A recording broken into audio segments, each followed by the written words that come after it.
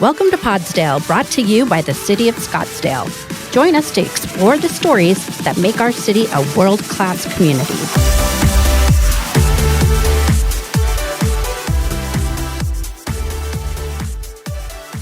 Welcome back to Podsdale. I'm Greer Albaugh. And I'm Holly Peralta. And today's episode is a little different. Next year, Scottsdale will celebrate 75 years since incorporation, but today we're going to take a look back at one of the city's more talked about moments from the 1950s. This story takes us back to 1959 when Scottsdale Marshal's deputies responded to a drunk driving call, something routine at first, but it quickly became anything but. That's because the person behind the wheel had a name people recognized. The story ended up making national headlines far beyond Scottsdale. To walk us through what happened and why it matters, we're joined by citizen advisor and beloved historian Bruce Wall. Bruce always brings Scottsdale's history to life, and we're excited to have him on. Let's get into it. This is another episode of what we like to call Crimesdale. Welcome, Bruce. Well, thank you very much, both Holly and Greer. It's great to be back. And I appreciate it. I know you've had a busy week on another subject and talking about storytelling. Bruce has been doing a lot of that over the summer months as part of our Scottsdale Stories and Sweets. Yes, with June Days. Yeah, it's been a lot of fun. We had great crowds every week for 4 weeks. Yeah, I think it was sold out last night, was it not? It was. Yeah, that's awesome. So what are we talking about today, Bruce? So today is a story I like to call Drunk and Disorderly in Old Town. So we're going back to the year 1959. The population at incorporation in 1951 on June 25th, 1951, was 2,032. But now in 1959, they've started to annex more land, and Scottsdale has a population of 10,000 people. Still very tiny by today's standards. Mm-hmm. And it was approximately 5 square miles. The northern end of Scottsdale was Camelback Road. The southern end was McKellips Road. And the geographical center of Scottsdale was Thomas Road, if you can believe a Scottsdale that small. And the Scottsdale Marshal's office had the Marshal and 9 deputies, and that was it to patrol the whole town of Scottsdale. The Marshal's name was Marshal Bill Downing, and he had a group of people that back in the day, there was no requirement to do a background check or make sure that people didn't have warrants. So it was definitely a different time in law enforcement. And our first police chief, Walter Nemetz, when he came in 1963, the first thing he did was run everybody for warrants, and a lot of them had to resign. Oh, boy. So we're going to go back to April 3rd, 1959. Deputy Ken Pepper and Clyde Church were called to check on a vehicle. The vehicle was on First Avenue, which today we call it Pima Plaza.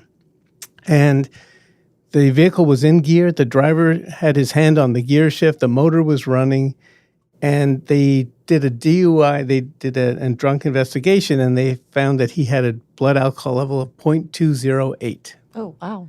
Today, that would be super extreme DUI. Back then, it was just DUI, because the legal limit back then was 0.150, not the 0.08 we have today. Wow, that's changed. Yeah, a lot.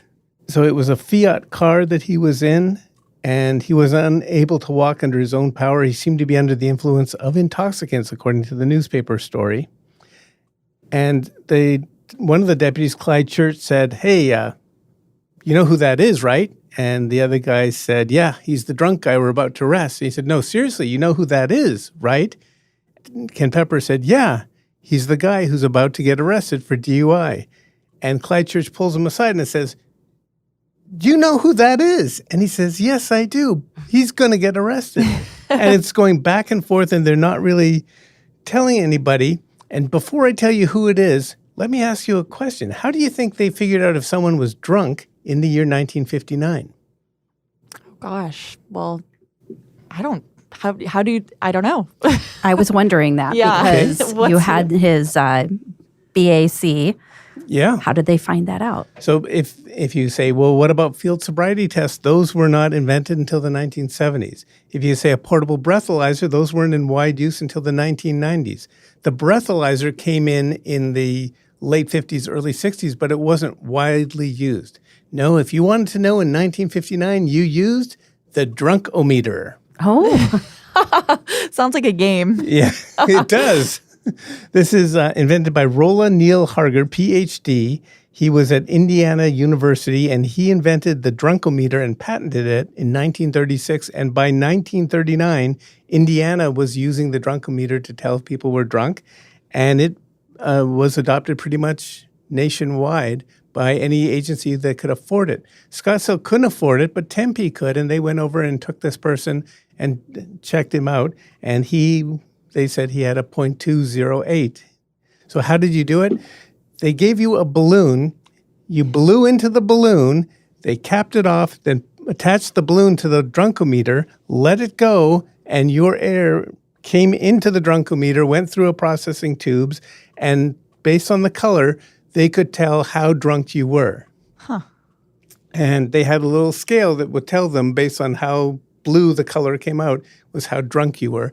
And this guy came out with a .208 on the drunkometer. Now, the drunkometer was replaced by the breathalyzer a few years later, and no one today even knows what a drunkometer is except people who like old history of DUIs. So the prisoner has to be taken to jail, and Scottsdale didn't even have a jail in 1959, so they had a deal with Tempe. They took them to the jail. The jail today is where the Tempe City Hall is located. And the person, are you ready for the name? I'm ready. Yes. Okay. The person arrested was named Elliot Roosevelt, the son of deceased U.S. President Franklin Delano Roosevelt. Oh, wow. Ooh. Drama. And he was very well known to the public. He was on TV shows. He would be on game shows. He looked and sounded like President Roosevelt. So people loved to have him on TV shows because you'd hear that voice. You go, oh, my gosh, that sounds like President Roosevelt, who had been the president for the longest term of any living president or any president of all time. So people they felt comfortable with the name and the voice. So he did a lot of things. He flew a lot. And he told the story when he got arrested and he went to trial.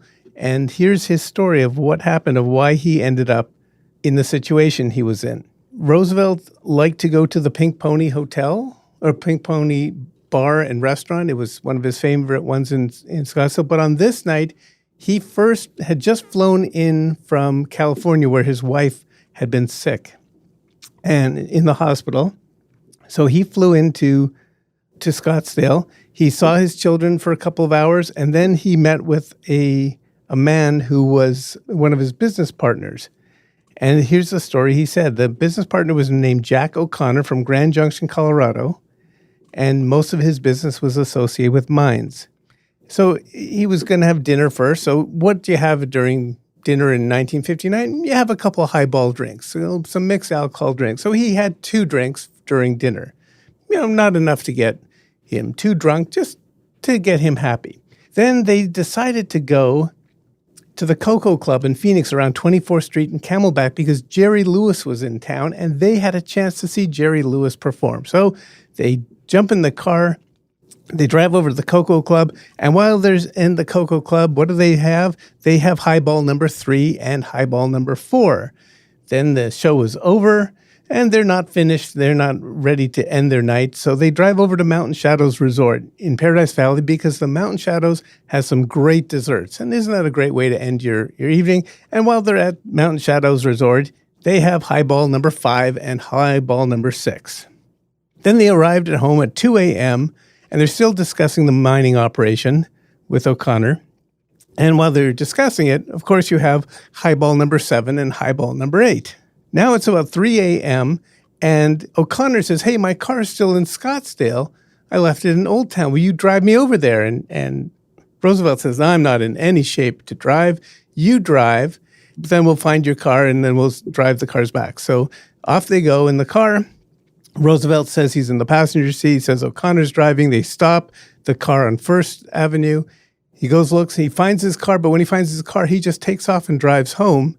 And he leaves Roosevelt slumped over in the car, passed out drunk in the car, and he gets arrested for DUI. So they go to court, and he explains, it wasn't my intent. I never planned to go and drive. I never planned to get drunk. I just was being sociable. And the jury listened to his thing, and they found it an acceptable reason. So they found him not guilty. Wow. Can you believe that? This was national news. The Scottsdale Progress had stories. The Arizona Republic had stories. All picked it all across the country because people knew about Elliott Roosevelt. He was well known and definitely a celebrity. But that deputy that had arrested him, his name was Ken Pepper. He became a Scottsdale police officer, and he was badge number 3. We're now at, I think, 1,700 or 1,800 badge numbers, but he was badge number 3. And he was revered in the Scottsdale Police Department. He had ethics, he had honor. He took a person who clearly was drunk all the way to court back in a time when people didn't generally do that. Police officers would call a cab and have the cab take the person home. No, he arrested him for DUI. He wasn't intimidated the fact that he was a well-known celebrity. And the joke around town was he got promoted to sergeant, and when he got promoted to sergeant, they gave him a squad, and they called the squad Sergeant Pepper and his Lonely Hearts Club Band. But that was just a joke because, of course, this is long before the Beatles and Sergeant Pepper's album came out. But that's the joke I like to tell. So that is the story of Sergeant Pepper arresting Elliott Roosevelt and ending up in the newspapers and in all the media back in 1959. It's like our first celebrity arrest. Yeah. Yeah, and we've had a lot of those, I feel like. Yeah, there's been many more to follow, but I never knew about the first one. Yeah. And now we know. Back in the day, in 1959, who would have thought it? And it's nice to know we had a sergeant who operated with such integrity, Yes. Right? Agreed. Didn't matter if this person was famous, rules are rules, and this person was driving drunk and had to be punished. And no one wanted him on the road when he was so drunk. Oh, well, I'm sure. Yeah, even back then. It sounds like Uber and Lyft needed to be invented a long time ago. We just have a cab come by and pick him up. Something. So that's the story. I hope you liked it.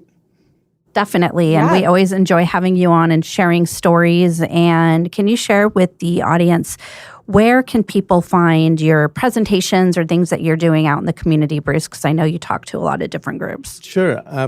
So I just finished Scottsdale Stories and Sweets as part of June Days, but in the fall, I will be doing presentations for Scottsdale Neighborhood College. And you can search for that and just Scottsdale Neighborhood College, and it usually comes up. And there are some videos of old presentations that I've done, so you can watch some of them. And you can also see what's upcoming. There's also the Scottsdale History newsletter that's put out by the city in cooperation with the library and the Scottsdale Historical Society.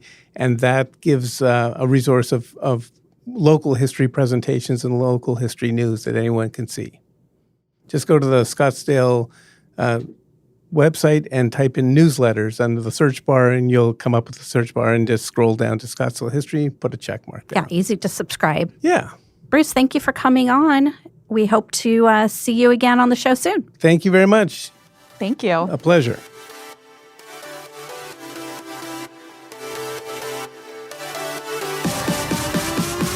That's all for this episode of Podsdale. If you enjoyed listening, be sure to subscribe. You can find us on YouTube or in your favorite podcast app. Share episode ideas and provide your feedback by emailing communications@scottsdaleaz.gov. Thanks for listening.